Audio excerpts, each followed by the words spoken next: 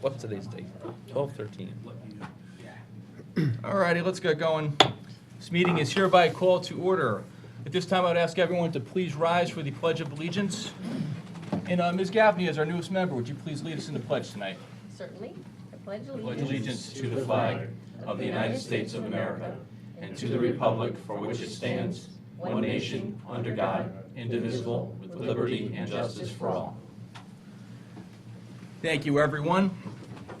All right, we are here for the monthly meeting of the Board of Finance, which was supposed to happen last Tuesday over at the other building, but we had the small matter of an electrical fire, so we're here tonight. We have a few items on our agenda. First, we have the item 1, which is to approve the minutes of 3 different meetings. Mr. Hilbert, can we take these all at once, or do we have different people at different meetings? Oh, let me look. I think we have different. Your call, Mr. Chairman. Okay, Can we'll be do them done. individually. Yeah. And Ms. Gaffney, just to let you know, since you weren't here for any of those meetings, you will abstain. Okay. Okay, thanks. All right, so item 1A is to approve the minutes of the quarterly meeting of July 27th, 2011. Do I have a motion? So moved. Motion. Second?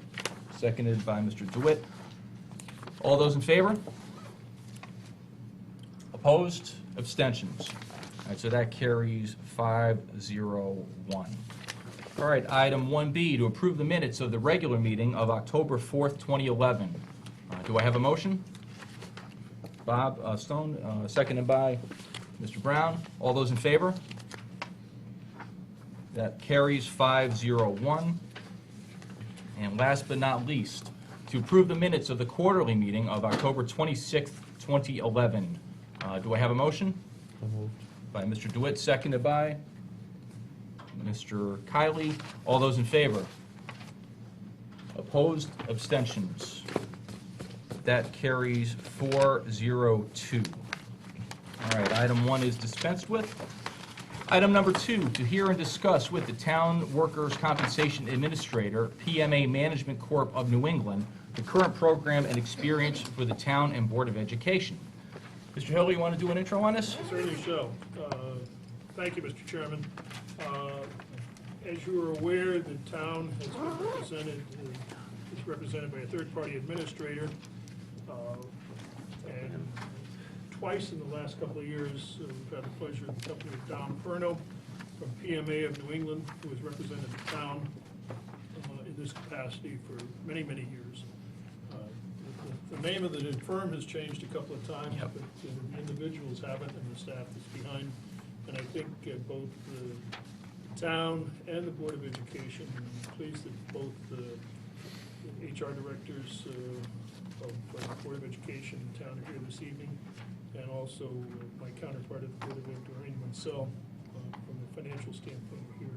I know this board has had concerns because obviously this is a big number within our budget and a number which has been growing over the past few years. And so Mr. Perno is here, as he has been in the past, to address these matters and any questions that may come before this board or the public present tonight. Okay, great. So without further ado, Jerry, where do you want Mr. Perno to At the stand? podium. At the podium, okay. So we can hear you.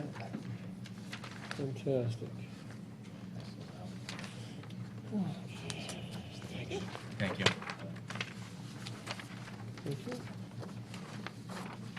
Good evening, Mr. Perno. How are you tonight? Good evening. Pleasure to be here. Okay, thanks.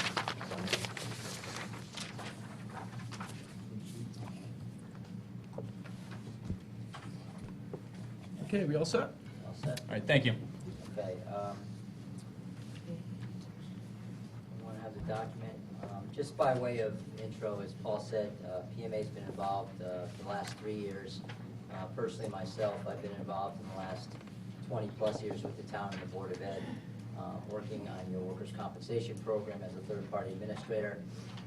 We are a specialty third-party administrator for public entities, have approximately about 20 self-insureds in the state of Connecticut in which the town is in a similar program. By being self-insured, you are protected by an excess workers' comp policy for any specific occurrence that may happen, and you are capped, and that retention level is $500,000 at this point. The document I passed out to you is a document that we provide the town's finance department on a regular basis. I didn't want to get too specific on the actual claims, but to give you an idea of how the town and the Board of Ed is running. This particular document is based on calendar year. It is broken out by the workers' comp and the Board of Ed, by the town and the Board of Ed. Basically giving you an idea of what your estimated outstanding liabilities will be for workers' compensation claims, for any claim that we currently have open, for any claim at any point in time. These current numbers that you're seeing right here are evaluated as of 10/31/2011. And the reason why I indicate that is that as much as we are experts in our field and we think we do a professional job in reserving what's expected for your workers' comp cases, it is not an exact science. At any point in time, any day, they could get better, they could get worse. So I say it is an estimate. It does have some development factors and things built in. It is not actuarial based, and it can change at any point in time during a day, a course of a year. The back injury that occurs today is not going to be paid all out in 1 week, 1 year, could be 3, 4, or 5 years. So let me just kind of explain a little bit what we have in front of you here. As I mentioned before, it's broken out by, we have this on calendar year because our current administrative contract with the town and the Board of Ed is based on that. We can provide this on a fiscal basis, which we all know how municipalities budget. The paid numbers that you're seeing is just what we've paid for claims that occurred during that period. Outstanding is future expected reserves that we expect to pay out on those claims within that time period. Incurred is a combination of the paid and the outstanding. All of our reserves, even if we did not add this next column, the development factor on, already have factors built in that mean that your claims are going to be paid out according to a certain development profile. We use the National Council of Compensation Insurance, which is the insurance industry standard of development factors. If you were to get a fully insured quote, and I'll keep in mind you're in self-insurance, all the carriers in the country in Connecticut go by the NCCI insurance standards of development factors. So we do apply it to your losses to try to give you an idea of how they're going to develop over a period of time. Now keep in mind, when I say industry standards, it's not just public entities. There are other industries that have higher risk and other industries that have lower risk than, say, your police, fire, public works, things of that nature. So it's a compilation of various industries, not just public entities. So your losses may not track according to the development factors that I provided, but it's the best evaluating factor that we can use to apply to your outstanding losses. So then after we apply the development factors, we give you what we call a development incurred, which is basically just the incurred number, which is your paid times your reserve times the development factor. And each year, as you can see, the older claims, the development factors are a lot less. If you look at calendar year 2011, 2012, you can see quite a jump in the industry from 1.7 to 2.5, and that is going to impact, obviously, how your losses develop and the numbers that we show you. The last column is incurred but not reported liability, and that basically is the development less the incurred number. That's a number that is for incidents that had not occurred yet. We have to give you some kind of number for what may, because you have 2 years in comp to report an injury that might not have been reported yet. Your financial auditors want that number. It's a number that you have to have to include when you're doing your budget. So when we give this to the town, like I said, this is an estimate. How you budget and what you budget really is determined by you. We feel it's our obligation to show you the expected liabilities, to know what's coming down the pike in the future. Fortunately, you are capped with some of your significant losses, You have about, I think, 4 to 6 claims right now that what we call pierce the excess retention. And what that means is you still have to budget for those losses, but you get reimbursed once or twice a year on those claims. We estimate approximately $200,000 to $300,000 you get back on an annual basis for the claims that have pierced that excess.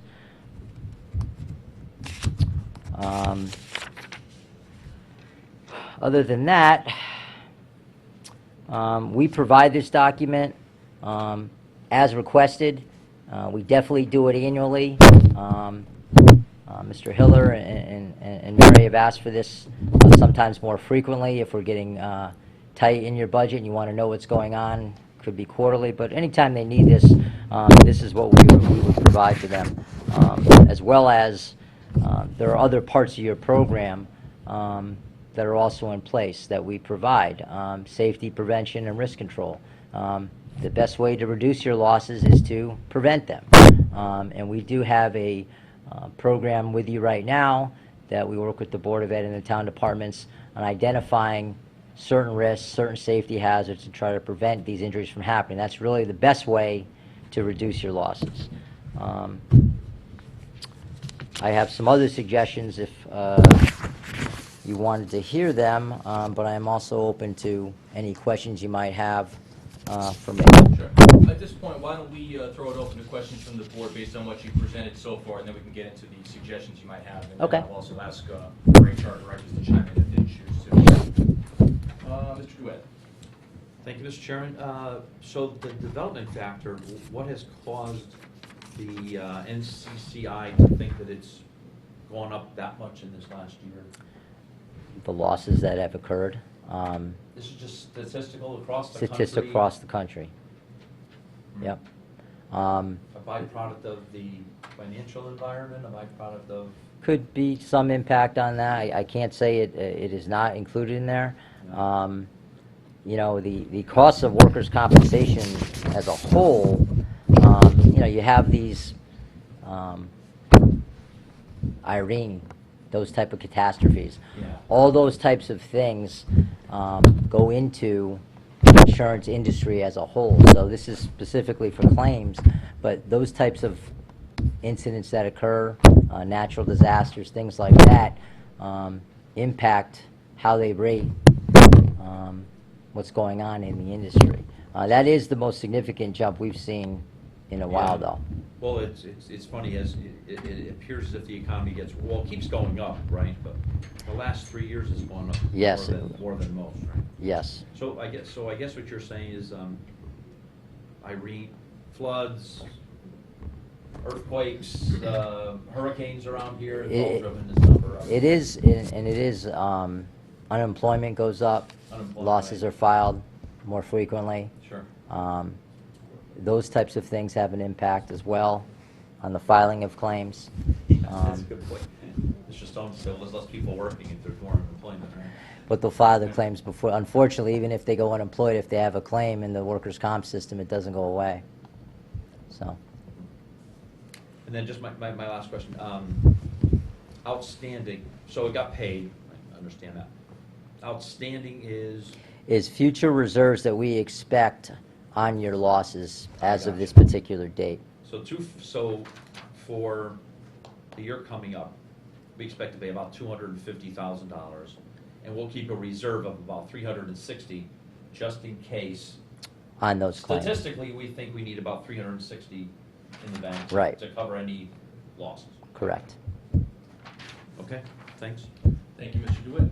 Any other board member have any question? Mr. Cotton. Thank you, Mr. Chairman. Thank you very much. Couple questions. The development factor, what period of time is that based on, the 2.52? Just for that year, For what year? the 11-12 year, January 11 through. So that, it's based on the current 10 Current. months? That one is, current? yeah. So the Yeah. 2.52 is the They- NCI, or the NCCI, that comes out every late December, January for the next year. It does? Yeah. Okay. That's my first question. And my second question, I think Mr. DeWitt touched on this, just so I understand the schedule, the paid and the outstanding are related? Is the outstanding detail on what's been paid, or is that separate? Or- The outstanding is what we anticipate to be paid on any one of these claims, claim years going forward that we've reserved for that group of injuries for that year. Okay, so, Future expected payments, I guess would be. so those are knowns? if you- Knowns as of this date and time, yes. Okay, and then when you scroll over to the development incurred section, the 1.528, which is simply the 2.52 factor Times the incurred. against the total of that. Correct. That's what gets you to the not reported section? That gets you to the Difference, well, no, yes, the IBNR is the development less the incurred, yes. okay. So, when you get over to the 921K, Yep. that's theoretical, that's calculations, statistics based on the formulas that we just talked through. Correct. Now, what if you have reason to believe, like you mentioned before, that there were 4 to 6 claims that could exceed the That 500 have, limit? that have or are close to exceed. We know of, I have them pulled here. We have at least 2 that I know we're getting recoveries on. You have 2 others, I believe, that are about to pierce that excess. So, are those claims which are significant, are they part of the incurred? We actually cap those claims at your self-insured retention, which is $500,000. However, when I say they're capped for the purposes of this document here, but the way the policy reads with these excess carriers, that you're obligated as the employer to pay that money out. So we have to, at any one point in time, there might be a spike in that particular claim that has pierced the excess that we have to, in order for our system to make a payment, you have to have a reserve on it. So say it's $100,000 and we know we're going to pay that out for a particular claim. We may increase that specific claim $100,000, knowing that we're going to get that $100,000 back before the calendar year is over from the excess carrier. Right. So that I get, because it's netted out, but Yeah. my question is, those 4 to 6 that you know about that are large, plus all the others that you know about that Right. aren't as much, are they all They're all in here, All in the but they're incurred. capped at 500,000. understood? But even a small amount of these larger ones Yep. could get you close to 600K, Yeah. right? Yeah. You're Yeah. talking about 4 claims. Yeah. Okay. Yep. You're right. All right, thanks. Any other board members have a question for Mr. Perno at this time? Mr. Brown? How do these numbers that we're looking at compare to the other municipalities that you work with? You said you work with 20 of them. I don't know if there are size or smaller. Maybe. We have them as small as some municipalities in the valley, and as large as your top 5 in the state. Meaning the city of Stamford is one other client that we have that's probably our largest municipality. We do provide a benchmark probably on an annual basis to show you where you stack up, and correct me if I'm wrong, Mary or Paul. I believe you're on probably in the middle to more favorable end of our comparison of our, I'd probably use 13 based on size and stuff. I wouldn't include all the little ones. But there's room for improvement. I'm not going to say you're the best performing municipality I have, but you probably are in the middle of the pack of my, say, 15 to 20 municipalities that I have. And you have to be careful when you show benchmarks and comparisons, because everybody has different contractual relations with their employees, union agreements. Some have different return to work policies, some have risk control, some don't, some have managed care plans, some don't. So I try to use it based on, we do a comparison based on population and come up with averages on average incurred dollars paid and average claim rate based on that. And you guys are in the middle of the pack. I mean, I can provide that document. I don't have it with me tonight to show you. The last time I did it was probably this time last year, I believe. So, If we could get that information off, Yeah. that would be great to have. I can certainly do that for you. Anything else, Mr. Brown? What I'm interested in is suggestions. Right, we'll get to that right now, actually. I just have one quick question before we do, if you don't mind, Mr. Perno. Sure. Anything we need to know in terms of the experience comparing the town versus the Board of Ed, or are they all kind of similarly situated at this point? Well, I think what you're seeing is what the actual numbers are. We work with both entities. We have to do a little bit more with the Board of Ed. I think we have to get our risk control people out there. We've had some changes at various levels at the Board of Ed over the last few years, and get out and do some re-education and training to some of the supervisors and department heads to identify where their loss leaders are. And that's one of my suggestions for improvement. I don't know if you want to lead into that, Yeah, why but don't you go ahead at this point, um, Mr. Perno, thank you. I mentioned to you before about risk control and safety and loss prevention. We do have an allotted number of hours and time that our loss control engineer spends here, and one of my suggestions would, because I don't think we've done this in a little while, is to provide you with a risk assessment report. And what that would do is give you a benchmark of where you are right now as a town and a Board of Ed. And what that report does is our loss control engineer would meet with your department heads, both in the Board of Ed, both in the town, identify what's going on from a loss perspective, what you have in place, make sure you're OSHA compliant, and really focus on your top 3 or 4 loss leaders in each entity, the Board of Ed and the town, and really make an aggressive attempt to educate, train your department heads and managers on what should happen when a claim occurs, how to prevent certain lifting injuries, slip and falls, those types of things, and use that report as a basis to implement a more stringent program going forward. We've been doing some of that over the last few years. I think it has to be a little bit more focused with a little more support from management in each area down to the department heads and the supervisors. We can do it once, we can do it twice. It has to be done on a regular basis so these injuries that can be prevented are and the dollars can be saved. My other topic and that I would consider as a suggestion for improvement here, and we've tried this before, and I've talked to Mary Ann Paul about this, is instituting a managed care plan.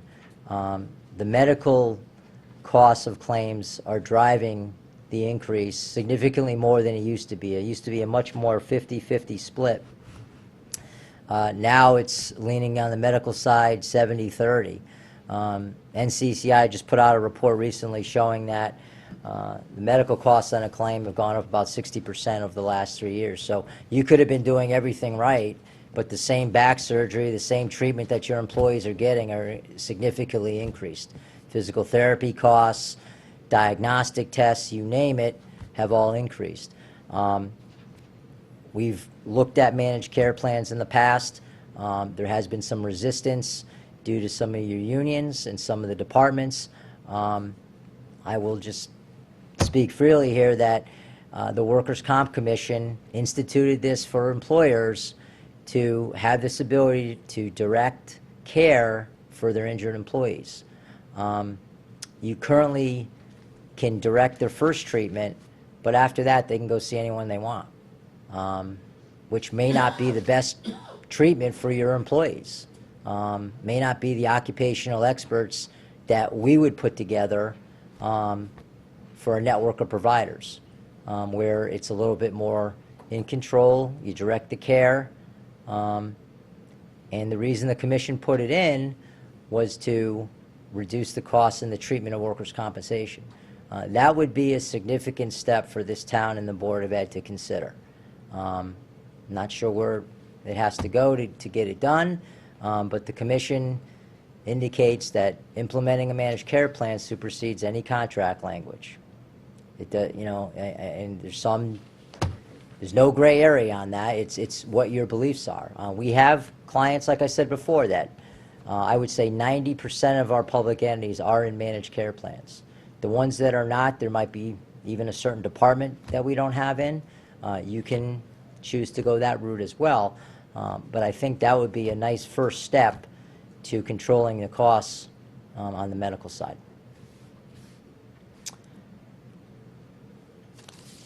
Is that all in the suggestions? Yeah, the loss control, the managed care plan, and the risk assessment. Okay. Yes. So at this time, I'll throw it up into the board again. Any questions, comments about the suggestions by Mr. Furno? Mr. Brown? Just going through the managed care plan, you mentioned that the medical costs, we all know what medical costs are, but it brings me back then to this question with their numbers. I mean, we have frequency and we have the severity, right? So how do we compare against these other municipalities when it comes to frequency of incidents and the severity?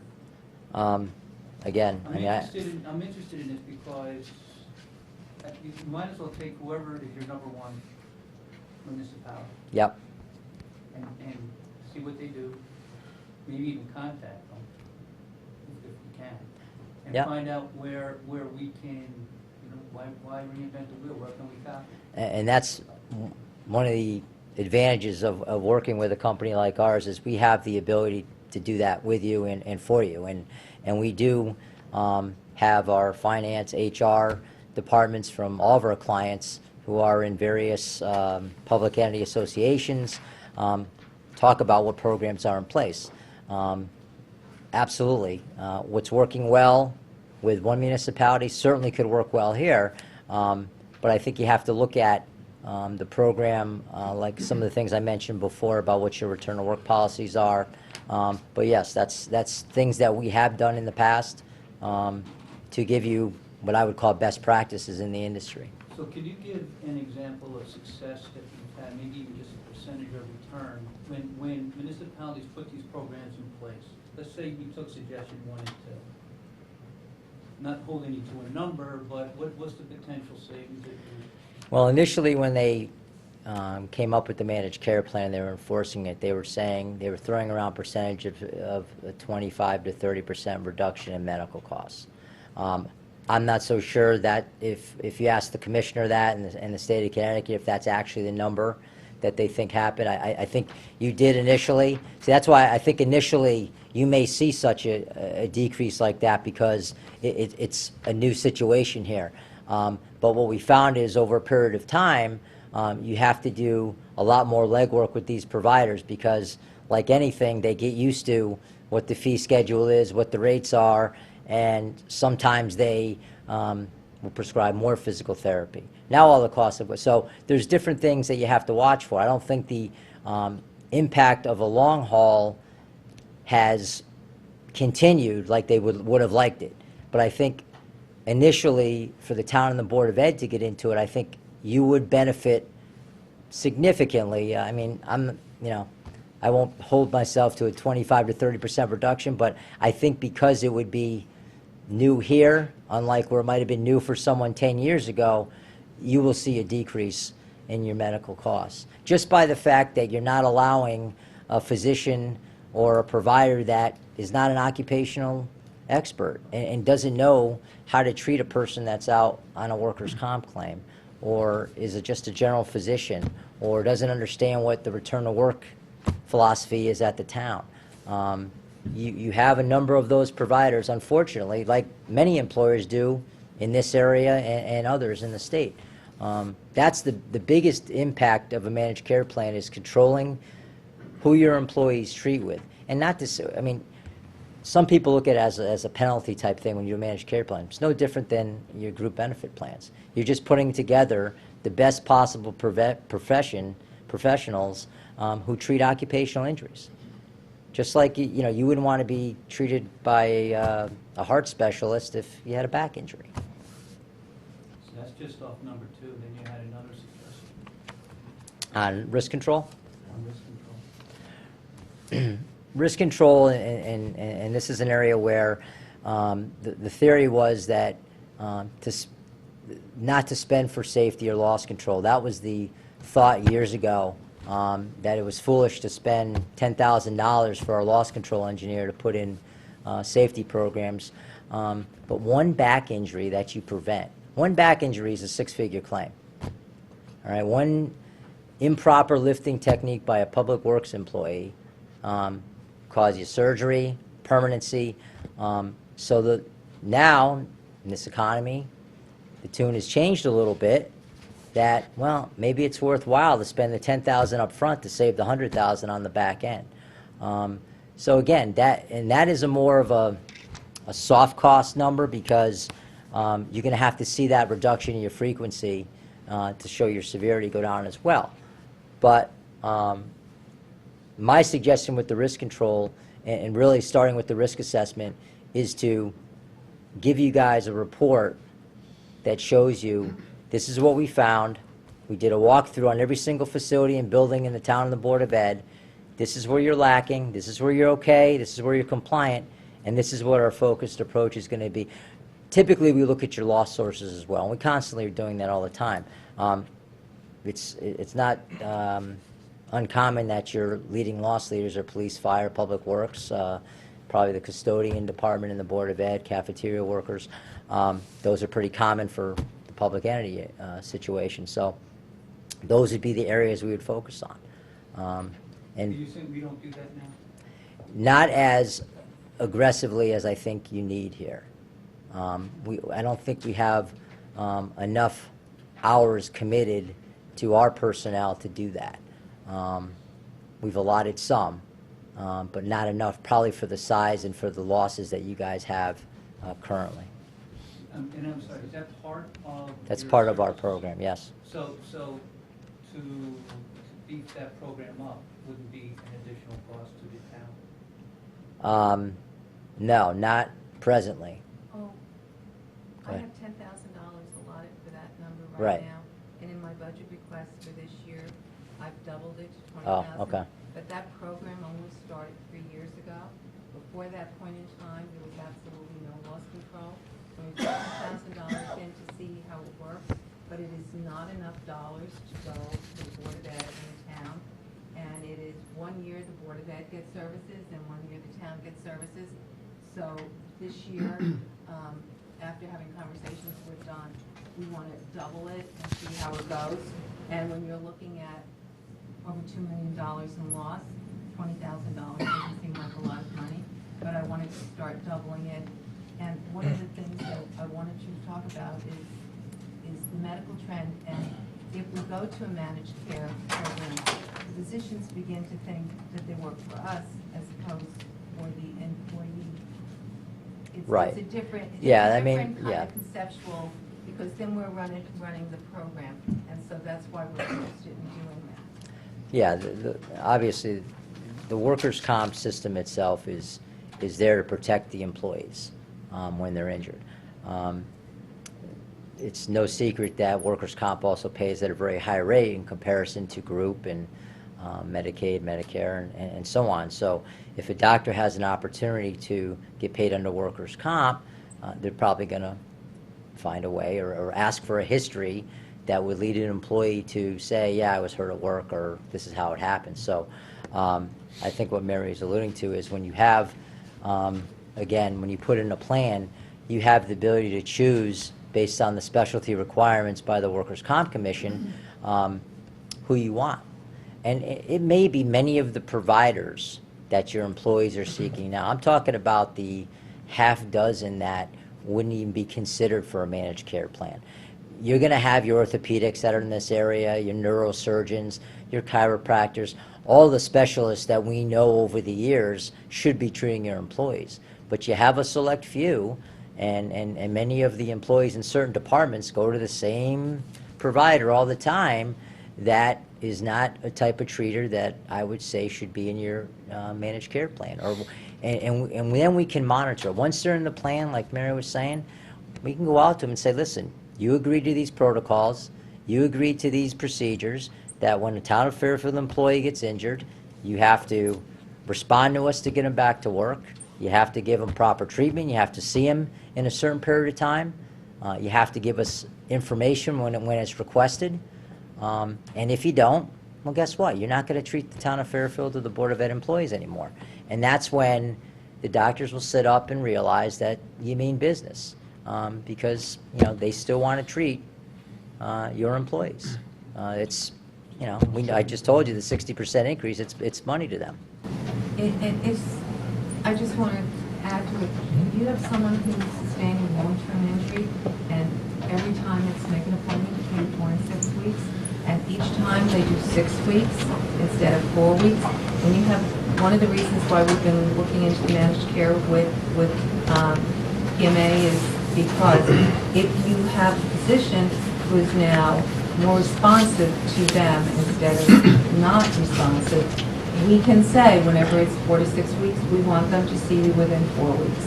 And so you can push a little more for a good recovery, a speedy recovery for anyone. I mean, Just going back to the $20,000, what exactly is $20,000 for? There's- You're saying that as part of the, yeah, there's $10,000 currently that is part of our risk control, services right now. She's indicating that she would like to do more hours. That 10,000 is for X amount of hours that we provide. loss control Of her loss control, yeah. So there is a cost to that. There is. There is, yes, that was, yes, That's it, right there. yes. Okay. All set, Mr. Brown? All set. Just a quick one? Just follow up directly on Mr. Brown's point. No. Mr. DeWitt, next one. Oh, it's either way. I guess mine is a little bit of a follow-up to Mr. Brown's. I thought I understood what you meant when you said risk control, you have a risk control engineer. So, is there a minimum training? It sounds like a training program more than anything else. Comes out. Well, it's you know, just by way of a little background. yeah.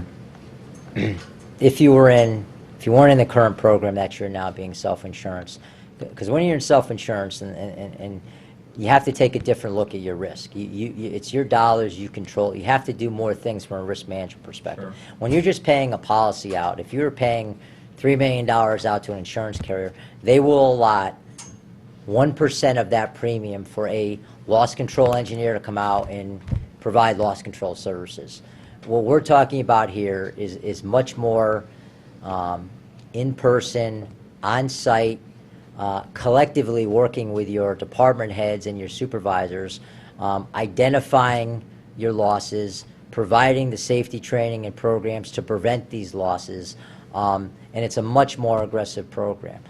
All of our loss control engineers have more degrees than I can care to say tonight on what their specialization is, but they've worked in the public entity sector. Some are former policemen, some are engineers, so they know what they're doing when they're identifying and looking at risk. A lot of the times, we'll provide this service. Like Mary said, we've been doing this for 3 years, and what happens is we have to continue to keep doing it because whoever we trained at the town or the Board of Ed might not have continued what we wanted to train them on and to make an impact on your losses. So it's much different than just a loss control survey or something like that. I mean, I'm talking, if I showed you a risk assessment report, it'd probably be about a 3-ring binder like this on all your departments and what's going on here as far as OSHA compliance. I guess because what I hear you saying is that there's a program in place for $10,000. Right. I guess I don't understand if that's 100 hours of work and that 20,000 gets you 200 hours. It's gotta be about- better because it costs twice as much. Well, no, I could, No, Yeah. it's twice as many hours. The problem is, Don on a regular basis forgives me hours, but what we really determined, we had no basis when we put this in, and so we asked for 10,000. It was never done by the town before. Right. And that, it really means that somebody works with the Board of Ed on a few serious issues, or they work with the town. For example, I'm sorry, Mrs. Carol May, can you just head up to the podium so that Jerry can get you for posterity? Thanks. yeah. Sorry about that. Sorry, there have been a number of very serious issues with the custodians and with school teachers. So we had Don last year or the year before, spend all the time with the Board of Ed because they were more recent claims that were generated.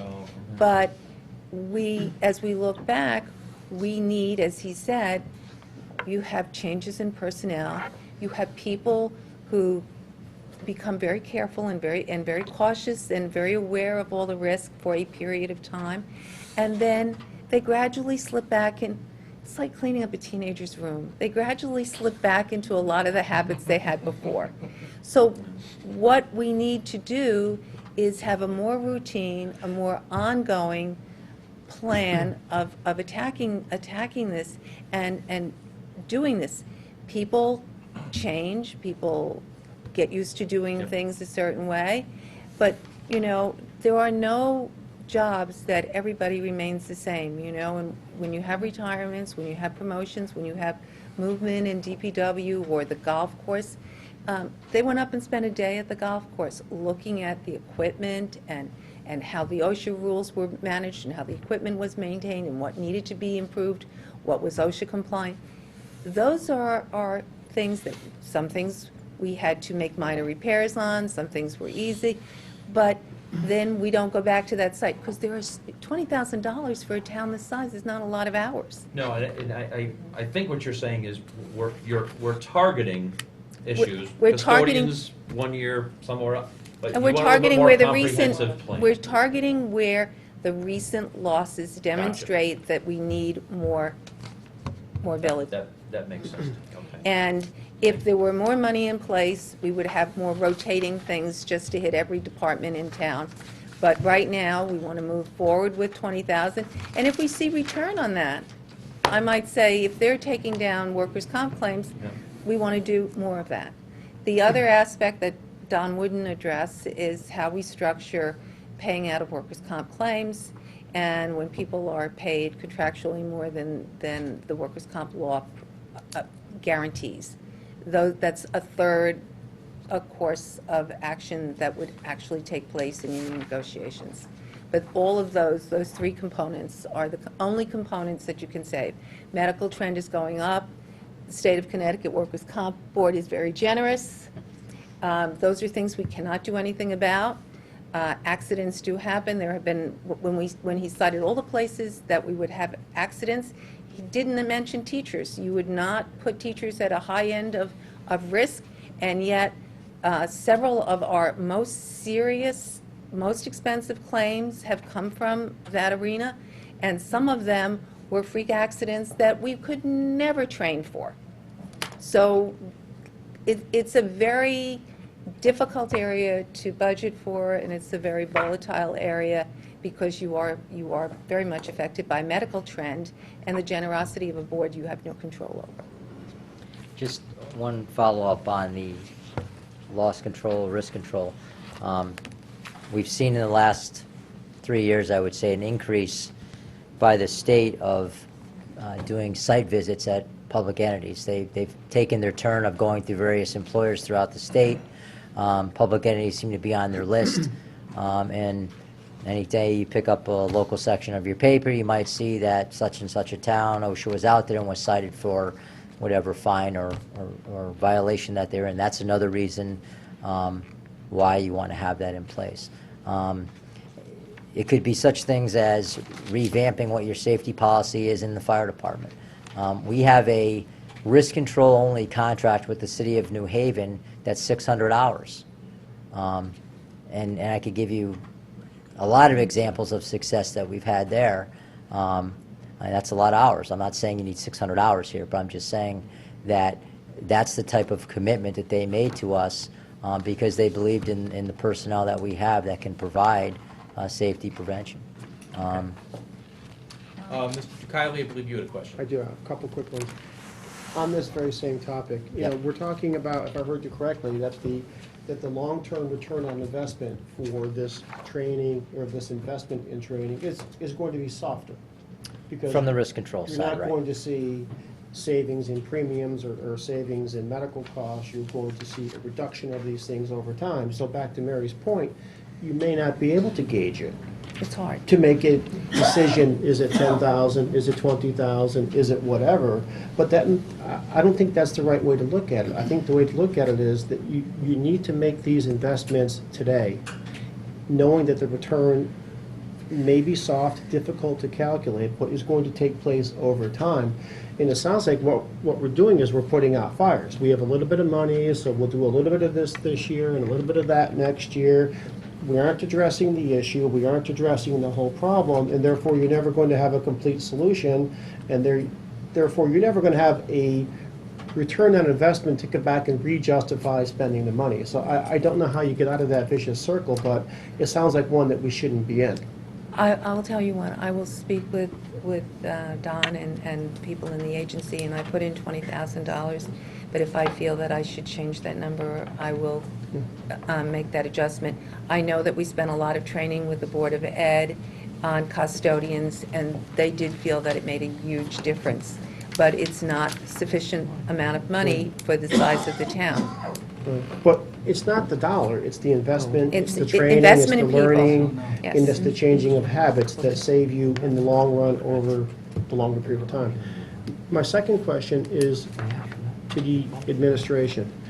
If we truly can save some percentage, 10, 20, 30, even 5, of the ever-growing medical component, which is now 70% of the claims, then why are we talking about it, and why are we not doing it?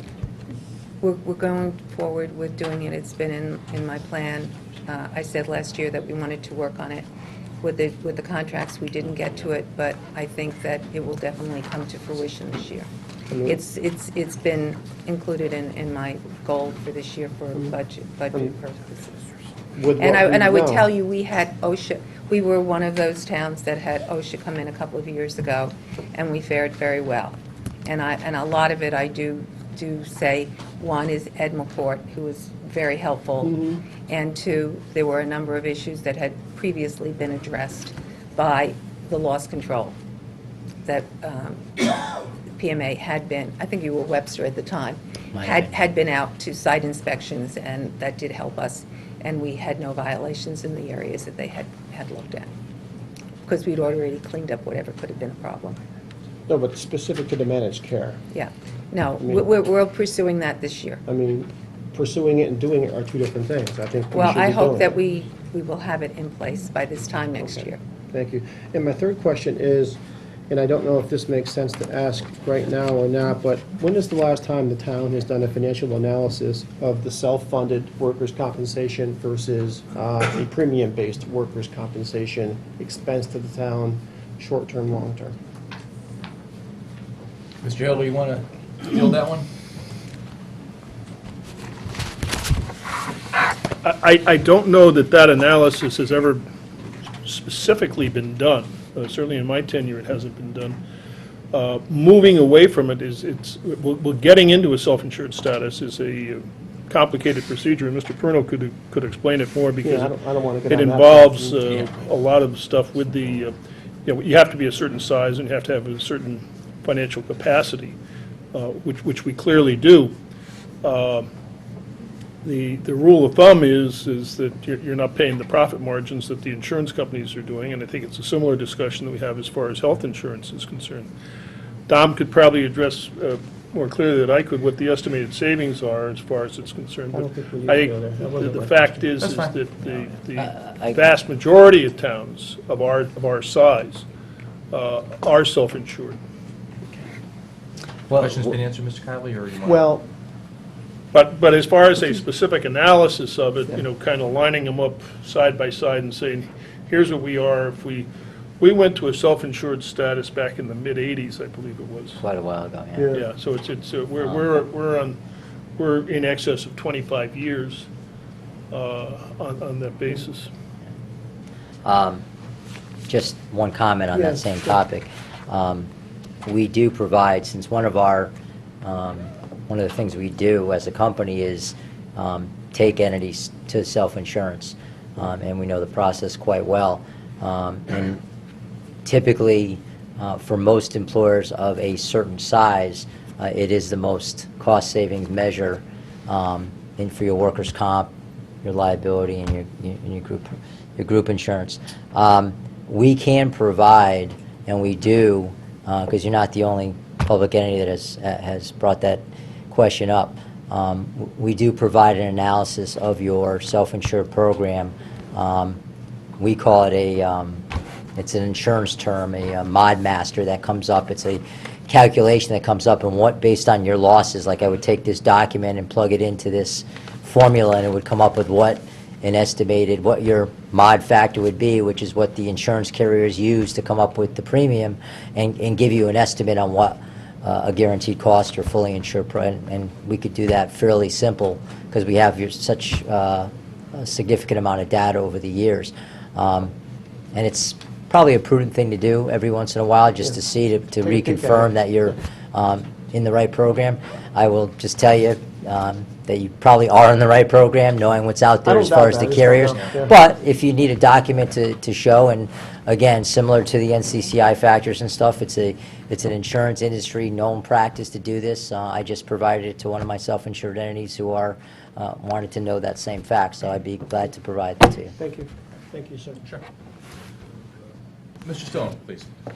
Hi. Following up on Mr. Kiley's comment about the managed care, we can't do that now, I assume. We can't go into it because of union contracts? Yeah, you can. So, I could, if you told me today that you want to put that in place, it can be done within 60 days. On what authority, I'm sorry? I will Just- talk to him about putting it in place. No, I'm saying, well, is there a statute that says we could do that? Oh, yeah, what's the authority? it's according to the State of Connecticut Workers' Comp Commission. That's what I wanted to and know. it's Thank not in you. violation of any union contract to do that? According to the State Workers' Comp Commission, I've kind of alluded to this before, it is not. We should really be examining. So the workman's comp supersedes the union Correct. contract, and that's been held up by courts, I assume? Yep. All right. Anything further, Mr. Stone? No. Okay. Any other board members want to chime in at this point? Mr. DeWitt, yes, please. Mr. Hiller, I have a rookie question for you. I think I ask this every year. You're a veteran. We- You're a seasoned veteran. I know, but it's questions. Try and get elected anyway. Ms. Gabney gets to ask a rookie Well, I'm question. going to ask this one for Ms. Gavin. Where, if I had all the books in front of me, where would I see the 17 million or 23 million? Where would I see that incurred? Basically, Expenses, all or- those, well, we carry a line within Ms. Merrili's budget, which Right, 2 million last year, or Is- this current fiscal year. $2 million, Right. which rolls basically, and this is, as it shows here, is also for the town and the Board of Education. Right, All the claims are paid out of the, and you folks became very familiar last winter with the Internal Service Fund. And so this is where those funds are transferred from a budgetary entry. They're transferred into the Internal Service Fund. All of the costs, all the direct costs are taken from the Internal Service Fund. There are other administrative costs, the $10,000, the fee that PMA is paid for being the third-party administrator, are taken from the operating budget of Human human Resources. resource. And that line was only moved into the claims was only moved into my budget. 2009, Yeah. yeah. Yeah, Yeah, I was well, just there was looking at- split, because before, of course, in the budget now, there is a specific line for workers' compensation. Yeah. And then there's some other lines for liability and property claim, property And I see, damage. and I see that in the budget, I just didn't know what the big. I would add We look this at the also, internal service funds, we'd see the big number. yeah. What is represented. not here, which, again, Mr. Perno's firm, or PMA, is responsible for also, is the administration of the heart and hypertension claims, which are specific only to police and fire under the Right. state statute. So, and that's a whole different area. And that's when, of Not the course, there internal was service fund. dialogue with the former first selectman as to where that is. That is in the operating budget solely right now, the heart and hypertension claims. And depending on which year, we've had to supplement that figure, but again, it's a difficult one to control. I keep asking this, but I don't get the answer. If I go into the internal service fund, if all the outstandings happen tomorrow, and we needed to come up with 2 million, I guess it's a $2 million number. 8.3 million. Oh, If yep, you look yep, at that got it. number, Yep, you're right, got it. That's total internal service fund. To give you some idea. Hold on, Mr. Chilwood, just ask the question again, just so we can get this down, nailed down. $8.3 million is needed tomorrow, it comes completely out of the internal service fund. That's correct. And that's the concern our friends at Moody's have had. Now, we look at that 8 point, first off, to give you some idea on that number is constantly changing. The number, when you see the audit next month, the number that we used for the audit, which was developed by Mr. Perno's firm, Yep. was 7.5 million. So in a 120-day period, that liability increased by 800,000 Right. roughly. The previous year, that number was 7.8 million. We look upon it, and I think our argument to Moody's in particular, because the other agencies have not isolated on this, is this is a long-term responsibility of the town. This is not something, to use your thing, we're going to get a claim tomorrow for 8.3 million. Right, right, We have claims that go back 25 years. right. And so they are included in that figure. And as those claims develop and as payments are made and recoveries made, that number can change. Got it, thank you. Any other board members at this time? Mr. Brown? Follow up to Mr. DeWitt. Do we still charge the departments for workers' comp No, claims? Did we used to? I understand it's in one budget number, I understand that. yeah. But let's say if a let's just say public works, somebody's in, do we, We know, we get a claim run that tells us as to what, primarily what bargaining By units division, what are departments involved. So administratively. The only time it does get split out, and it's specific to the Board of Education, and this is filed with the Board of Education when they file the ED-001 every August, as to what specific claims were paid out of that, which were specific to the Board of Education. Okay. And that number does get split at that time. Good, Mr. Brown? Mr. Tesho, you have something to add? Okay. Please do. Thank you. One, just to clarify, on that mod mask report, is there any cost associated with that? So we No. get that, that's all covered in what we have now? Yes. Okay, good. Second, Mr. Hiller, we're going to face this again at the budget process. You know how we get that internal service fund sheet Yep. that breaks out workers' comp and town medical and Board of Ed medical. Right. We're projecting right now that our contribution this year is going to go from that $2 million up to about 2.6, about a $650,000 increase in next year's budget. The second thing, and to put the importance on this, the workers' comp number has, if you go back about 5 years, it's increased about $5 million up to this $8 million number. So that's been one of the places where we've had dramatic growth in the liability. So as much as this board started making sure that we were funding the proper amount for health insurance through no fault of anybody's, the workers' comp liability has grown up dramatically. That's why it's become under the spotlight for the rating agencies. Right. Yeah. Doesn't help us, we still have to address it, but that's what's caused the spotlight to sit there. So, and just to confirm for everybody here, Paul, on the accrued liability that shows up at the bottom of the workers' comp line on the internal service fund analysis we get, that's where the 8.3 would be, or whatever the number is at that point in That time. would be where it is as of November 30th. It was the 7.5 as of June 30th. Okay. And going into the fiscal year for next year, as we're doing the budgeting process, what's the cutoff date that we use for that? We'd probably get an update on that, probably as late as March 1st. Okay. Or end of February. All right. Don, you mentioned that the top three items. I'd like to, if you and Mary can set up a time, I'd like to come back and address what those top three are and make sure we have a program in place for Yep. getting to those. You also mentioned a risk assessment report. You said we hadn't done one in a while. When was the hadn't. last time we did that? I'm going to say it's been, well, we only started doing risk control here 3 years ago. I'm not sure if one's been I done. don't have one that I'm aware of. Okay. Okay. What's the cost to a risk assessment report? depending on the number of hours. I would incorporate it into our fee for the purposes of what you guys are looking to do with your risk control. So we'll get that for the $20,000 that, If you're going to increase your law, I would include a risk assessment in your risk control contract.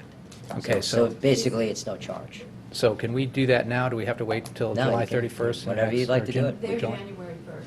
Yeah, I mean, Their calendar year. Okay. we're on a calendar year basis, and even if we weren't, we could start it whenever So you'd we can like. get that done Yeah. ASAP? Because it seems to me that that would be the other kind of key important fact. Looking at your top three, looking at that risk assessment report, so That we would can be put together a good plan. starting point to develop what your program should be going forward in both the Board of Ed and the town. And again, just the concern is, and I know you guys haven't seen a snapshot yet on this, but the whole idea of the internal service fund is kind of smooth our costs over time and build up Yeah, that reserve. no, right. Even given that, we're seeing a 30% jump in our workers' comp contribution. So I think this is a big area and a big focus that we need to spend a little bit more time and possibly a little bit more money on in doing that. So just kind of heads, I know we'll talk more during the budget process, but wanted to give you a heads up on that. And Mr. Tetro and Mr. Hilber, also, if you could just follow up with a report to this board in terms of what you discussed with Mr. Perno and, where we go with that aspect in terms of incorporating these three suggestions, that would be very helpful. Very good. All right. Thank you. Thank you. Thank you. Any other board members have a question for Mr. Perno at this point on the suggestions? All right, I have just a couple of brief ones, please. You mentioned under the risk assessment suggestion, talking about identifying and dealing with the top 3 or 4 loss leaders, just a terminology clarification. Are you talking about specific individuals or specific occupations? Occupations. Occupations, all right, thank you for that. And you made the comment that more support was needed from management. Could you be more specific in terms of what you mean and who you mean? Just allowing our folks to come in and be able to do our job, make the time necessary for our program to work. It's not always easy to schedule a complete training class for a certain department, or if we get management support, that they will allow our people to come in and do what we're supposed to do to help you guys. That is what I mean by management support. I think everybody wants it. I think there wasn't enough focus on making it happen and executing it. Who is the point person to facilitate that? Would that be the HR director, or would that be the risk Yeah, management we director? funnel it through Mary's office, and we have a And for client- Board of Ed, that would be Ms. Fitzgerald? Yes. Okay, We had management support, we ran out of dollars. right. Okay, just want to clarify that. And in terms of the managed care plan, just briefly, given the fact that there are several union contracts that are open at this point, as far as I know, right? What would be the best time to discuss implementing such a system? Would you want to wait until the contracts are finalized, or is now better than later? I mean, I'll defer to the town on that, and when you think is the best time. I think in the past, the thought has been to make sure all contracts are in place and negotiated before we go forth with the managed care plan. Right. Like I said, we can do it at any time. It's All just right. a matter of preference. Okay, thank you very much. Okay, thank you. Did either of the human resource directors want to chime in on this topic briefly, or are you good with what Mr. Perno said? said, just do want to appreciate just how I think the Board of Ed worked very cooperatively with the HR department in town, and they've been terrific when we needed to bring in PMA to work with our school leaders. They've been terrific in helping us analyze where we see unique spiking patterns and getting right in and addressing them. So I really appreciate Mary's help, Mr. Perno and his associates.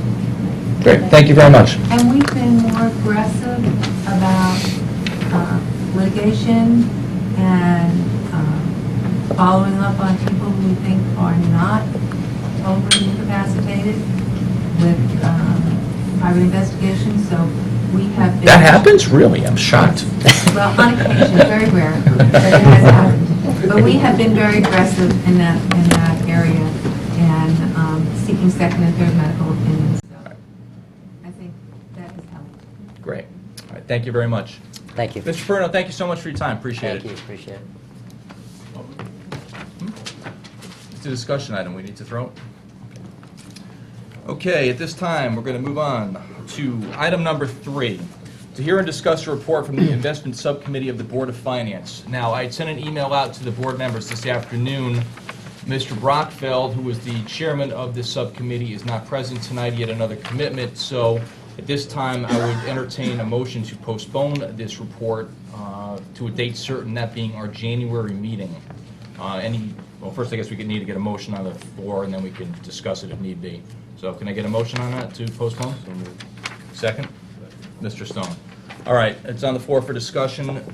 Any thoughts, any objections, I guess, to punting that to next meeting? Not at all. Okay. So, Better to have the whole body here for that, right? Yeah, definitely. do I need, especially Brockville, We're playing golf. do I need, I hope he's got glow-in-the-dark balls That's on on him. TV. Vote on it. All right. Do we need to throw it to the public? Okay. So we'll have a vote on this motion to postpone the report from the Investment Subcommittee of the Board of Finance to a date certain, that date being their January Board of Finance meeting. All in favor? All opposed? Abstentions? All right, that carries 6-0-0.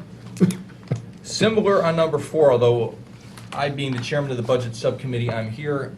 The item is to hear and discuss a report from the Budget Subcommittee of the Board of Finance.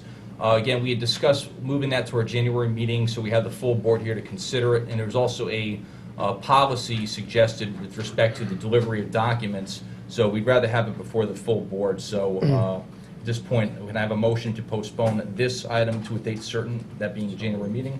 Moved by Mr. DeWitt. I'll take that as a second from Mr. Kiley. Any discussion from the board on that? Any objection? Mr. Stone, yes. Is our January meeting going to be pretty full? Sounds It's a like. little less Yeah. full, well, getting the full. auditor, Yeah, it's just, Mr. Centofanti will be here to present the audit. that'll take a week. We Okay. had thought there was a possibility that you might be seeing the Ward Roof project. That appears as though that's going to be, since it hasn't been voted on by the TFC, that probably is not going to come forward until February. Mr. Hiller, can I just ask if, for the next meeting, please, if you could put items 3 and 4 from tonight's agenda on at the beginning of next agenda, that would be much Should make that appreciated, so we can get the recommendation. attention it deserves. Thank you. I spoke also today with the actuary, likely haven't confirmed the date on her schedule yet, but that she would be in at the quarterly review meeting on January 25th, which would be two things, basically presentation of the actuarial reports on both pension funds as of July 1, and also the experience study, which the pension board has commissioned. That has been of interest to this board on various rates and things of that nature. Okay, thank you, Mr. Heller. All right, so we have a motion to vote on. All those in favor of postponing item number 4 to a date certain, that date being our January meeting. All in favor? All opposed? Abstentions? All right, that carries 5-1-0. All right, item number 5. To hear, consider, and act upon the supplemental agreement between the town of Fairfield and the state of Connecticut regarding the $3 million in additional funding for the Metro Center train station. Mr. Heller? Mr. Bremer, I think. Mr. Bremer. You will present- Good evening, how are you? Mr. Bremer. On the side of the room over there. Nice cardigan, by the way. Thank you very much. Very Christmassy. It's that Christmassy. I thought I would just walk you through the supplemental agreement or answer questions, whichever you prefer, but I think it might be easier if I just go through the agreement. Please do. And then, if there are questions, shout them out. Okay. Or wait for me to be done. I would just like to start off by saying two things. I've made the presentation a number of times, and I get the same questions, so I thought I would answer them first because it might be in your mind. This agreement that you're about to vote on has been looked at and approved by both in-house counsel as well as outside counsel. So, just so you know, it's legalized, have been on it, and are very comfortable with it. Okay. And secondly, I'd like you to know that one of the things that we did when we were negotiating, we insisted on trying to get this thing signed by the state before we closed and transferred the land to the state.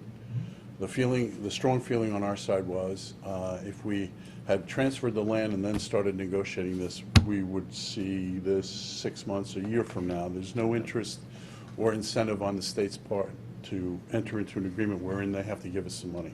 So we were very insistent to getting a signed deal before we transferred the land. So under that scenario, that's the agreement that we are presenting to you today. Okay, it's very short and sweet. I would like to go through just paragraph by paragraph. It won't take long. In the beginning, we have whereas clauses, which are basically setting up the contract. They don't have much legal significance, but there's certainly something that we can go over if anybody needs to. The real meat and potatoes of any contract in this kind of agreement is in the after the now therefore clauses and the numbered clauses. I would call your attention to number 3. The third paragraph, as you'll see, it says complete the remaining work, and then it has a laundry list of all the different work that's required. If you look about 5 lines up from the bottom, it'll say collectively remaining work. All the laundry list of work that needs to be completed is listed above that, and that is the work that they are going to use to determine how much money they're going to pay us in terms of between the $2 to $3 million in terms of the reimbursement. If we've done this work and we can show that we've done the work to them in a documented way, that's the number that they're going to use. If that work well adds up to be $2.95 million, that's the number they're going to use. If it's 2.6, that's the number they're going to use. That's why they have the laundry list, and that's how they've defined the clause remaining work. To me, the most important sentence is the one that immediately follows that. It says the municipality has completed this work, subject to punch list items. And what that means is the argument about did you do the work or not has already been, they've already agreed that we've completed all the work. So now the question is not did we do it, the question is you did it, now what is the cost and what is the reimbursement level that we need to come to. We talked about the punch list items. Well, like most construction, there's always punch list items at the end. I'm advised as of this afternoon there are 2 items on that punch list. They are of nominal value. I don't have the list in front of me right now. I do know what one of them is. Somebody backed their truck up, one of the construction guys backed the truck up, knocked over a light pole. Have a nice day, isn't that wonderful? So they are replacing that light pole. I asked when will that be completed? They hope to do that within the next week or 2. So the list is very short and sweet, and as I said, a very nominal value. Moving on, Section B of that same paragraph 3 says we have to have it open by December 5th. That's already occurred. C says we will not expend any of the additional funding on anything other than the remaining work, meaning that if they know that we have a lot of other costs. But again, their $2 to $3 million is only on the work that as defined in paragraph A of number 3. So again, that's just to remind us that that's the only work that they're paying for. There's some other minor clauses. I would say let's go to number 4. As you can see, the original agreement is supplemented to add funding of no more than $3 million. We've all stated it's between 2 and 3, but this just limits it up to $3 million. And the municipality will be reimbursed at 100% of actual costs. That's important because the entire agreement that we've had to date, from the 2003 agreement as well as 2010 agreement, talks about an 80% reimbursement rate because they get to retain some until the completion, et cetera, et cetera. We thought that was very important to stick to the 100%, so they were in agreement on that. 5 is very standard. Nothing in this will relieve us from any of our obligations of our earlier agreements. That's no surprise. 6 refers to the municipality and United Illuminating Agreement, which is attached. A very standard agreement. What it basically lays out in that agreement is what UI was going to do in terms of providing the power to the road as well as to the parking lot. It talks about the piping that has to be laid and all that. It's all done. Everything's been done, was agreed to, and this paragraph just says that you will do whatever the agreement with UI requests, and we've already done it. Finally, to me, what was of significant issue and a lot of discussions in terms of negotiation is contained in paragraph 7. Paragraph 7 was a new idea that they kind of threw at us at the very end, which is basically if the municipality decides to go after BlackRock for additional funding to help pay for the project, and as you all know, that has been the subject of many discussions before this body and others, that if that funding is earmarked to the parking lot or the road, that the state needs to get reimbursed out of that funding. And the argument that we made and discussed with them was, okay, that means if I get money that's earmarked for this parking lot and the road, you get it. If I get money that's earmarked to get rid of the additional contaminated soil, or to help remediate the site, or to help remediate the creek, you don't get any of that money. So you're kind of putting us in a position where, okay, we're going to characterize the money for one thing and not another. Why can't we just get rid of this? Because if we go after BlackRock, we really don't want to give you any of the money, to be quite honest. And they said, no, if it's earmarked for this parking lot, we have to get it on behalf of the taxpayers of the state of Connecticut. So as a practical matter, what this means is that, again, if we get money that's earmarked for the parking lot and the road, part of it, if not all of it, is going to go to the state. If we get it earmarked for remediating the site, removing the contaminated soil or anything like that, then the town is going to keep it. So that was their position, so we left it in, because it is what it is, and I understand where they're coming from. And paragraph 8 just says that the original agreement, all the original terms of the original agreement remain in full force and effect. This agreement has nothing to do, does not modify those obligations and responsibilities that we have carried from the 2003 agreement. And so, again, it's that's it. It's a very straightforward, relatively simple agreement. And I would just remind this body that we are here because in the earlier letter of August 23rd, 2011, wherein the administration came before this body and asked for permission on the $7.5 million, what's the word, assessment, whatever, that we did say that we would come before the body and bring the agreement to all the bodies for their approval, given the history of this, the agreements, et cetera. So that's why we're here. So if there's any questions, I'd be happy to answer. All right, at this time, we'll throw it open to board members for questions. Mr. DeWitt. So all the work is done, what's the real number? Well, that, I don't have a real number for you as I sit here today. And the reason we don't is because, yes, all the work is done, but as I've learned in this particular construction, when the work is done, the work begins. Construction work is done, and now all the paperwork needs to be filled out.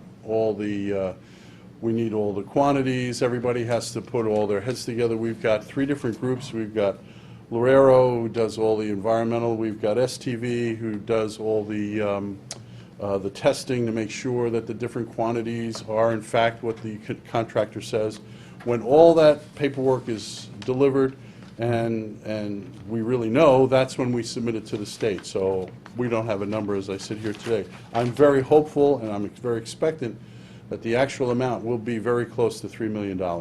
It's in our interest to be as close as we can to $3 million for obvious reasons, and that's the way we're gearing things. But as I said earlier, we can only ask for the work to be recompensed that is listed in paragraph 3, and that's what we're working on right now. And then, just last point, I watched the Board of Selectmen meeting on Fair TV, and I wanted to thank Mr. Tetro especially, because there was some debate, if you remember, about whether this needed to come to this body, and you stood right up and said, we made a promise to this body, and we need to bring it forward. So I just wanted to say I personally appreciate that. Okay. Any other board member at this time? Mr. Kylie? No, I was pointing, Oh, I was pointing the mic. Mr. Tetra. And just to clarify, first of all, Mr. DeWitt, thank you. And that was our commitment to do that. In terms of looking at the charter and state statutes, because this contract is within the approved appropriation of $7.5 million, technically, it only has to go to the Board of Selectmen. Right. I just want, in terms of setting precedent, I just want to be clear on that. We're coming here because we committed to do that in August, not because according to the board. Mr. Tetro, on that point, actually, essentially what we're doing is we're not approving the contract. What we're doing is essentially authorizing you to receive on behalf of the town that $3 million. So it's almost like a grant, really. That's- Okay. That's exactly right. Okay, just want to make that clear. Any other questions from board members? All right, I have a couple, if you don't mind, Mr. Bremer.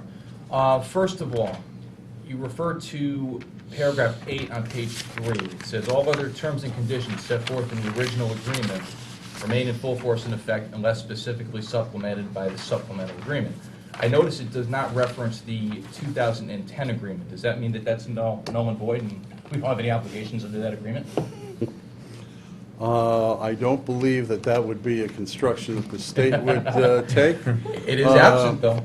It is absent, it is absent, and I guess I would like to say that we did everything we could to keep everything to the original agreement in this agreement, and not so much to, it's really to avoid that kind of question between us and the state. We don't want to have a rift between us and the state, Sure. especially when I'm hoping that they fulfill their obligation and pay us $3 million. So the focus in drafting this agreement was to keep it as narrow as I could so that we wouldn't get into those kind of discussions with the state. Next question is, you talked in specific about paragraph 3, but one item you didn't talk about, and I want to bring it up. Subsection E on page 3 says that the municipality shall be responsible for, 1, maintenance of the line between the transformer and the service panel left of station 17 plus 70 that will control the roadway lighting, and 2, and this is the point that I really want to focus on, paying all utility costs for operating the roadway lights. Does that create a new obligation on the part of the town that wasn't there before? No. And forgive me for skipping that. If I may explain. The first thing is, what we've done is we built a road and we built a parking lot. How do we get power to the road? How do we turn on the lights on the road? Basic questions which we had to deal with. Right now, what UI has done is they've run, we have allowed them to run wires. It's our road. It's under our road. All their wires, all their power, everything is going under the road. There's a switch on the side of the road and a transformer on the parking lot land. That parking lot land is state land. The Right. transformer that powers the parking lot is on state land. That transformer also powers our road. So what this is really focusing on is saying that as far as the line between the transformer and the service panel, which is on our road, left, it will control the roadway lighting, paying all utility costs for operating the roadway lights. What that means is, it's our road, it's a town road, and we're paying for the lights on our road, just like Okay. we pay for the lights on all roads. Right. So, to my mind, we own the road, we still own the road, we didn't transfer the road, it's gonna be our road forever. So, in that sense, it's a typical. We're fulfilling a typical municipal obligation. Exactly right, All that's right. exactly right. In the 2010 agreement, they kind of spoke to this, but not as specifically. That's why it kind of raised a red flag with me, because they talked about the town assumes all responsibility and liability for the proper maintenance and operation of all the municipalities' facilities, including roadway surface and road lighting. Do you see that as being different from what's in this agreement, or is it just a different way of expressing it? That, Maintenance which and in- operation versus paying all utility costs.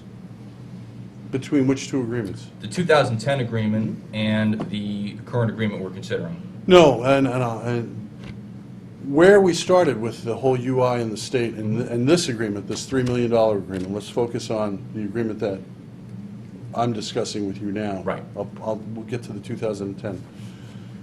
In terms of the new agreement, the first iteration of that agreement was, we'd like you guys to take over the parking lot and the road. Right. And all the UI, because you're providing all the power to us, we want you to take over, meaning we want the town to continue to be responsible for all the lighting on the parking lot as well as the road and everything under its surface. And initially, that's a reasonable position until you start thinking about it. And when we started thinking about it, we realized that, wait a second, that means that when UI comes in 20 years from now and needs to service, and needs to dig up, if they find something, or if there's a problem, or if somebody breaks, there's a liner under everything. If somebody breaks the liner, we're responsible. So that caused us great agita, because I don't want to be responsible. The town doesn't want to be responsible for 20 years from now, 50 years from now, on a state parking lot, which who knows what's going to be built on that state parking lot 50 years from now, or 30 years from now, or 10 years from now. So what we ended up breaking everything down to, these are two separate agreements. This agreement that we're talking about is really focused on the resulting work to build it, and then in terms of going forward, we are responsible for the roadway. That's all we're responsible Okay. for. And the attitude that we've taken is, that's our road, we're responsible. The parking lot, now that we've transferred it to the state's responsible. You guys can do anything you want with UI, you can put new transformers in there, you can rip it up, you can do it, but that's your problem, not my problem. Right. And so to get back to your question now, how does that tie into the 2010 agreement? I think it's very consistent with the 2010 agreement, because if I built it and I own it, as I did the road, it's a town road, there's no way I cannot be responsible for a town road. If I've transferred the parking lot to the state, on the day I transfer it, it's yours. It's your responsibility. In the original 2003 agreement, as well as 2010, it says when we transfer, it's as is. Right. It's as is, it's yours. So, in my mind, this agreement even further restricts any claim the state would have that we might be liable for more things other than the road. Right. Okay. So, I'm very comfortable Fair with that. explanation. Thank you. All right, any other comments or questions from board members at this time? I have No? a quick- Oh, please, Ms. quick- Gabby. Just to clarify, you said our charge tonight is not to approve this particular agreement. It's really Correct. only to agree that we want the town to get reimbursed Right. to the figure by the state. Essentially, what we're doing is specifically authorizing the first selectman on behalf of the town to receive this money from the state of Connecticut. Is that right, Mr. Bremer? Yes, Okay. that's exactly right. So then with respect to paragraph 7, I mean, is it my understanding correct that you just want to cover us in case BlackRock Realty does agree to pay for any of the costs? I mean, is there any inkling, or does anybody have any idea if they're going to be inclined to do that? Or is that just in there to cover us in case we do twist their arm and they decide to give us something? I think the reason paragraph 7 is in there is if the town decides that there are significant reasons why we should go after BlackRock for monies to help us remediate the site, remove contaminated soil, something like that, that if under that scenario wherein the town is able to receive money, the state put paragraph 7 in to say that if you receive money through whatever, whether you do a lawsuit, whether you negotiate, if it's earmarked for the parking lot and the road, they have the right to that money. If it's earmarked for something else, we have the exclusive right to that. So that's why that paragraph is in. So, and to answer your first question is, are we going to do that or whatever, that I think is a subject for people not, I'm not part of that discussion. You all set? Anything further? Yes, thank you. Following up on Ms. Gaffney's point, you talked about the earmarking.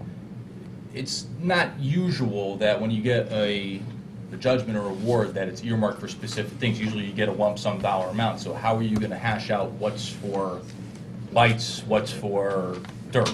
Well, I think that's right, if there's a lawsuit or something very formal like that. And under that scenario, I think the state was thinking along those lines, that if there is an ultimate litigation, which would be settled years from now, or we have a court order, whatever, under that scenario, I can understand why they'd want paragraph 7, because depending upon the claims, depending upon the way the judge would order the payment or whatever the damages are, they may have rights to money under that kind of scenario. But the way I look at it is, we can go and talk, we can negotiate. If there's a settlement, we will be involved in, if there is a lawsuit and there is a settlement, we'll be involved in structuring that settlement. We, as the town, will be involved in structuring it. So then the question is, well, how does it get written up, and how's it get pigeonholed, the money, I mean, so under that scenario, I think we have plenty of flexibility. And I'm also hopeful that if we are able to go after BlackRock, or we do decide to go after BlackRock for anything, it won't be through a litigation, it'll be through a settlement, it'll be through negotiations, and that's when we have the maximum flexibility to delineate the money any way we wish. Understood. Let's take worst-case scenario. Let's say you sue, you go to trial, goes to a jury. They make Are a you on the decision. jury? No, kidding.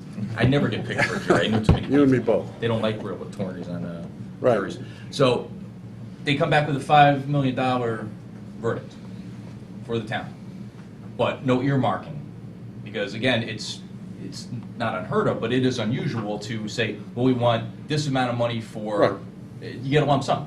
So it goes to that verdict and you get a lump sum. How then do you divvy it up? Because then the state's going to come in and say, well, you know what?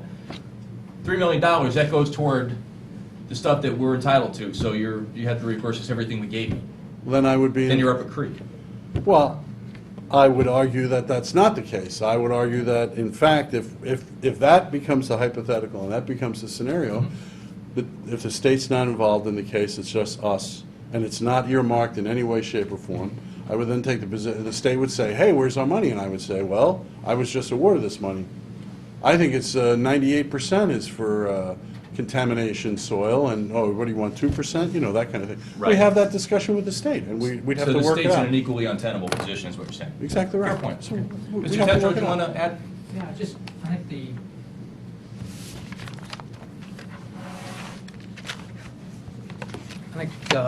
there are one or two situations that would most likely occur, and both, I think, clearly play in our hands and don't really let this clause come into play. Step one is we're negotiating with BlackRock. And they get their deck, they get something else, we agree, they give us money. We're taking that because of the excess contamination and the excess expense that went into mitigating their land, their 35 acres. Right? If perchance there were any legal issues that came up, and we actually took them to court, those legal issues would involve their land, their 35 acres. The roadway and the parking lot are not part of their land. So anything that we would be negotiating with them on, discussing with them on, or challenging them on would relate to their land, the work we did on their land and their 35 acres, not the work we did on the state's land. So I think that the most likely case is it would settle down on one of those clauses. Okay, thank you. Okay, anyone else have any comments, questions from the board? No? At this point, we'll throw it to the public. Any members of the public have questions or comments or concerns on this item? No, quiet evening. All right, back to the board. Any final thoughts? No? All right, the item is then before us. To hear or consider and act upon the supplemental agreement between the town of Fairfield and the state of Connecticut regarding the $3 million in additional funding for the Metro Center train station. Do I need to move it, or is it already moved? All right, can I have a motion, please? Mr. Brown, seconded by? Mr. Stone? All in favor? Opposed? Abstentions? That item carries 6-0-0. All right, item 6, flying along here. To hear, consider, and act upon any communications. Paul, any communications? Very briefly, I distributed to the board this afternoon a very brief memo from Town Attorney Kennelly that was asked for basically a Friday night's organizational meeting. If you want to briefly discuss that, what happened. Yeah, that's it. Please. As you're aware, the 5 elementary school roof proposal is before the RTM. It was heard before some of the RTM committees last night, some tomorrow night, and it's on the agenda for next Monday. It was Mrs. Leclerc, who's not here this evening, wondered if the item had changed so significantly that this board should revisit it. Mr. Kiley, I think, asked as well. Yeah. Yeah, and I think the essential thing is here, the only thing that has essentially changed here in the proposal that both Mr. Kelly and Dr. Title have kind of co-signed, along with the Tecta America and Hoffman Architects, is the price. Price has been reduced, and I know in one committee, in the LNA committee last night, it was approved 8 in favor, none opposed, 1 abstention, at a level of $725,000. At what committee, sir? $725,000. Oh. which is significantly lower than the $901,000 that was approved by this board in October, actually. That $725,000 does include the warranty program. It is essentially the same program as was presented before this board and adopted by this board at the October meeting. I think the only difference is there was agreement between Tecta and Hoffman, because there was two different numbers, one around 450 from Hoffman, one at 901 from Tecta. Hoffman did not include the roof drain work, which is approximately $230,000. When you add contingency and add the warranty work on it, that's where you get up to the 725 estimate as far as that's concerned. So, and in talking to Ms. Connelly's memo, as I indicated also, I talked yesterday to Mr. Staffstrom on this.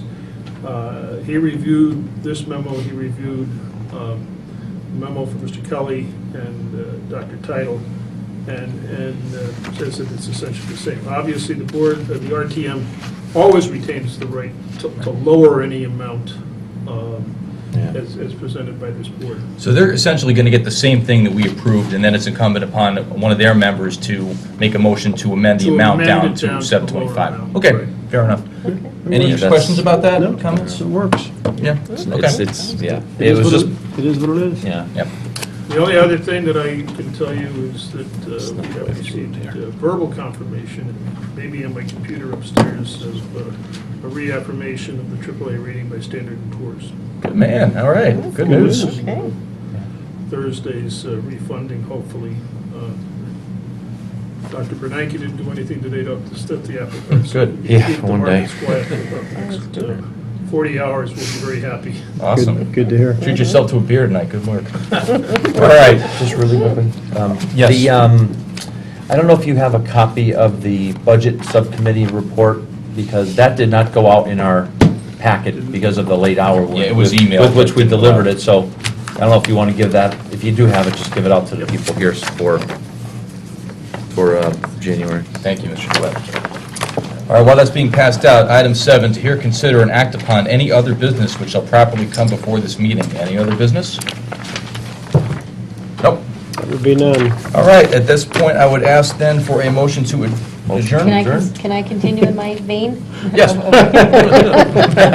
Make a motion to adjourn You the like the meeting? power, huh? She likes to motion by Ms. Gaffney, do I have a second? All right. Seconded by Mr. DeWitt, all in favor?